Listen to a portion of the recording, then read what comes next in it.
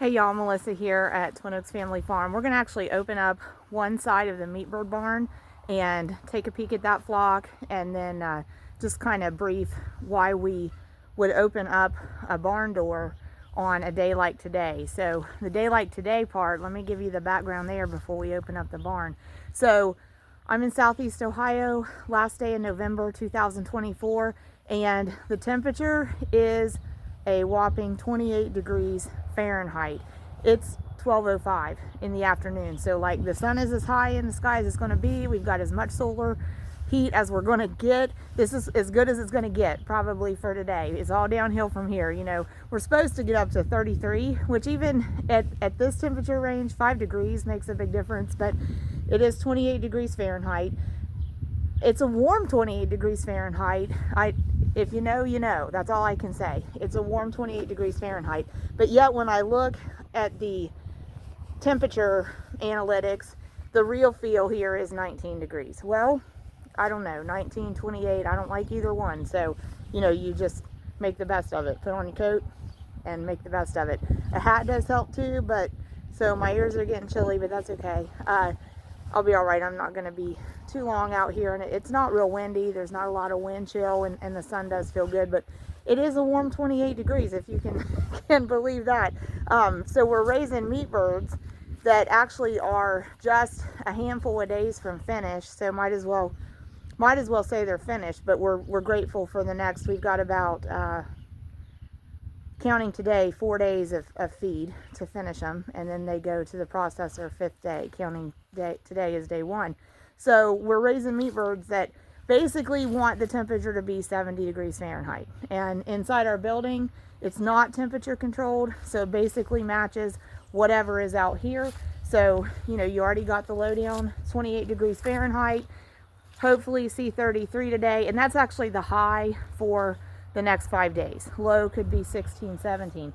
So to help our birds, we've got to kind of manage their perception of what the temperature is, because meat birds in particular are really sensitive to temperature. So in a perfect ideal system and situation, we would have access to plenty of safe ranging on grass that doesn't present predator risk to our birds. But you know, not every small farmer has the perfect setup, has that perfect situation and combination of resources. So we choose to raise ours inside a production barn designed and built especially for them. Man, they're a good looking flock. So even with fighting, I'm going to turn the camera around and let you see that, but even with fighting winter temperatures, I mean, this flock is doing great, and they've still got 5 days to finish. So we're going to have a nice flock here that goes to the processor. And in fact, I'm going to turn the camera around for just a moment. In fact, we might sneak back there. This is the south doorway that we're at. We might sneak over there to the east doorway and go ahead and open that one. This flock is totally spoken for. So we're raising them for poultry, knowing that we have a buyer for them. Okay, so what we just saw here was actually reaction to opening the door, and so you got this sunlight coming in. So let me pause just a moment, get over to the other door, get it open, and we'll look at the other half of the flock over there on the other side of the building, and quickly mention, you know, why, like I said, even though it's like 28 degrees and the analytics are telling us it feels like 19, and these birds want to be 70, why do we have doors open? Okay, so just a moment. Okay, so we're going to see a little bit of activity from this group of birds like that. And so the reason that we're seeing that is because the birds are sensing and picking up on that shift from where they had no indirect or direct sunlight coming in to opening some doorways up for them. And now we have indirect sunlight coming in this side, which is the east side of our building. And we have direct sunlight coming in to some extent over there on the south side of our building. So In this case, the way this building is designed and sided, even though it's like 20 degrees outside, when we can open the doorways up and get some sunlight, both direct and indirect coming in, that actually serves to somewhat heat up the perceived ambient condition inside the building for them. Okay, so we get some activity from over there, and that's good. So you can see, you can gather just from looking, the situation is, for the most part, when this building is closed, these birds are going to choose to stay where there is supplemental warmth from heat lamps in this kind of temperature conditions, right? But if we can get some indirect and direct light in and some solar warmth in, then they're going to respond to that. So we're going to gradually see response where a lot of these birds, just like you've seen here, are going to be willing to leave the blankets of warmth made under those heat lamps. So we've got 120. Okay, and so their tilted, awkward motion is not an indicator that they can't move. All right, their tilted, stilted, jilted, awkward motion has everything to do with form and function. Has everything to do with center of balance, point of center of gravity. And just, their conformation and their build and how they have to accommodate that when they move. Okay, and yes, that is because they are meat birds, so they don't move like egg production chickens. They don't have the same gait. You remember kids' toy Weebles wobble, but they don't fall down? Well, that's kind of what I think of with the meat birds. The Weebles wobble, but they don't fall down. So they jilt and stilt, but they don't tip over generally. So anyway, so just putting that out there, because I can almost guarantee there's going to be a comment. Maybe y'all will never ever see it. Maybe it'll be posted and I'll see it right away and I'll remove it. But there's going to be a comment. That's so sad those birds can't move. That's terrible that you raise birds that have been bred to get big so quick. Well, okay, friend.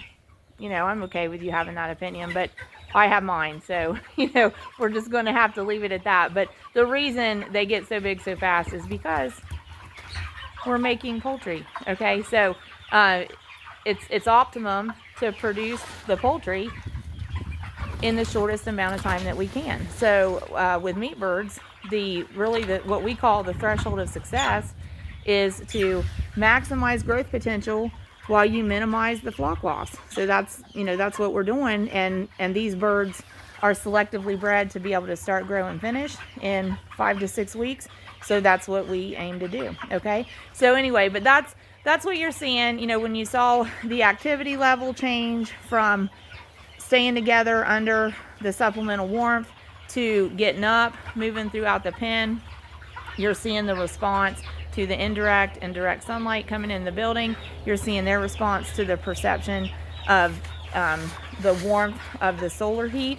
And a lot of that is triggered by just reactions in their body in the pineal gland. So that's the same really in all chickens. You'll get a response to intensified lighting. Okay, so at any rate, but it's great they're up. They're going to move around. As they move around, they're going to go eat and drink. That's exactly what we want them to be doing. That's the main problem for a producer of meat chickens in cold temperatures, trying to manage them in cold temperatures, is they're going to prioritize warmth.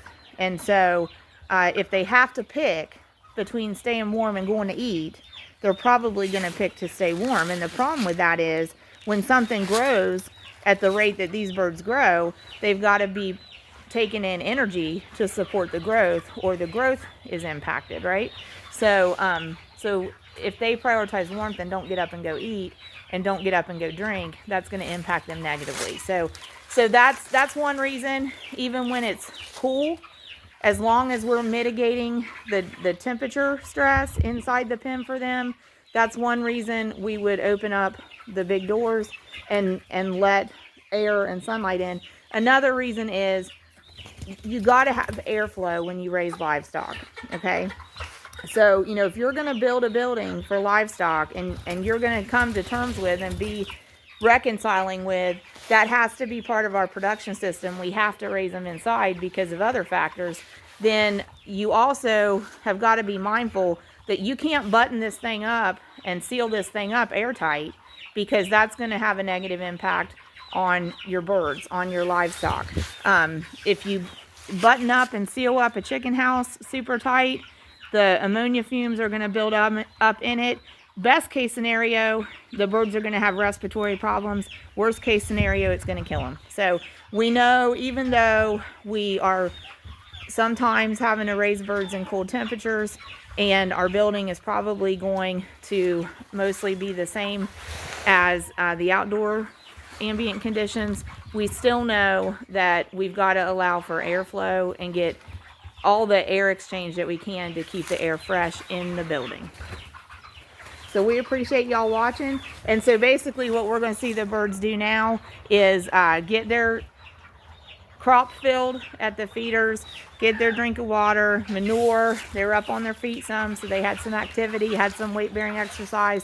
And when they're content with having fed and had water, they are going to return probably to where the heat lamps are targeting warmth, or another spot that they find comfortable, like that one. And they're going to rest there for maybe 2 to 4 hours until either they take initiative to get up and go to eat again, or until we come into the pen and have them get up and move around and exercise. So like we said, this flock is about done. They were hatched October 23rd, 2024. They go to processor December 4th, 2024. That's a total of 43 days. So they're looking real good. We're pleased with them. Thanks, y'all. Thanks for watching.